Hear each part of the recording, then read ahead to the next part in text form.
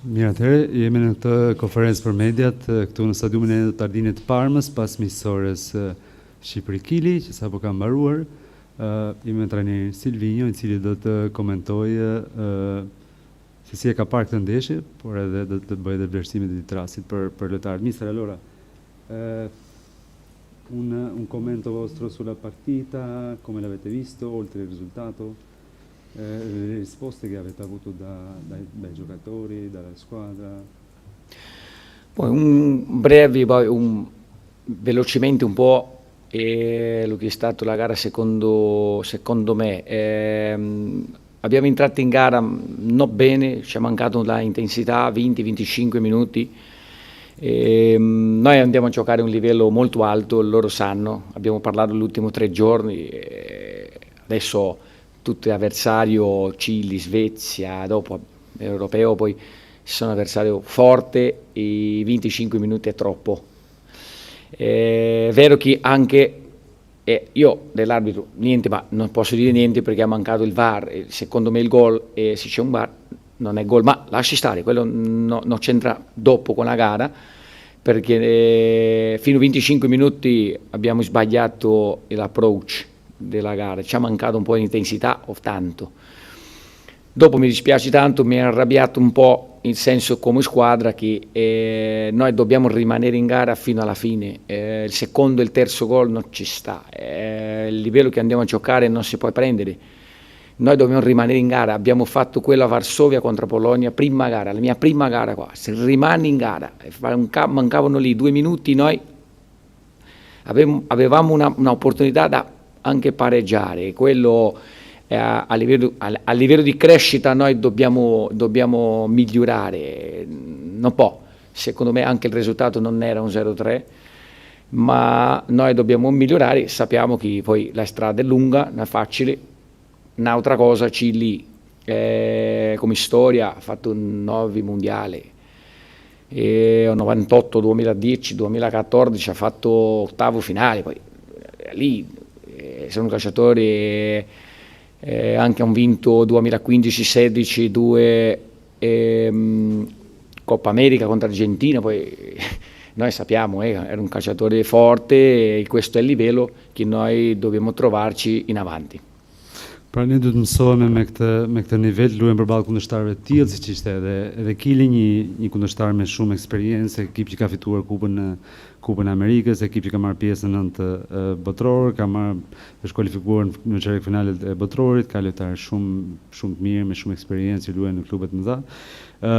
Për të bërë një analizë më të përmbledhur të ndeshjes, pra duhet të them që e nisëm shumë jo në mënyrën e duhur, jo me këmbën e duhur këtë takim, sidomos 25 minuta e para që nuk ishim as pak në nivelin e duhur për t'u përgjigjur kërkesave që kishte kjo ndeshje, ky kundërshtar nivelit goxha të lartë, por gjithsesi lojtarët e dinë shumë mirë, ne kemi folur gjithë këtë ditë dhe ishin shumë të ndërgjegjshëm për faktin që ne luajmë me dy ekipe shumë të forta, siç është Kili dhe Suedia.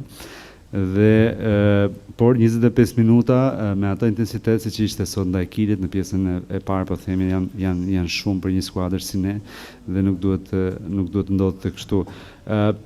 Edhe diçka për arbitrin, sigurisht që ne nuk kishim VAR, por nëse do të ishte VAR-i patjetër do të anullonte golin e parë. Gjithsesi nuk është kjo gjithçka, nuk është thjesht ai gol, unë mendoj se bëm shumë gabime dhe na mungoi pikërisht intensiteti, lojë që shumë i rëndësishëm më erdhi.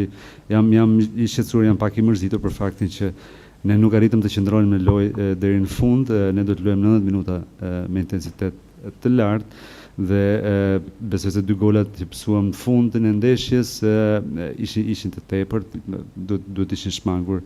Një të gjë mund të ishim bërë edhe në Poloni, gjatë kualifikuesve, ndeshjen e parë në Varshavë, bëmi ndeshje shumë mirë, mund të kishim pasur një rezultat ndryshe, sepse në 90 minuta duhet ishim pasur atë, po themi, intensitetin e duhur, por duhet vazhdojmë të rritemi. Rezultati mendoj që nuk është i drejtë për atë që u dha në fushën e lojës, pra 3-0 ndoshta është shumë, por kemi përpara një rrugë të vështirë dhe ne jemi ndërgjegjshëm me këtë. Po Kristi Zatvali, Panorama Sport. Mister, përveç rezultatit sot Shqipëria nuk bëri asnjë goditje në port. Çfarë nuk shkoi? Është e para. Dhe dyta, çfarë sinjale more nga shumë lojtarë që debutuan, si Hoxha, Broja dhe Manaj?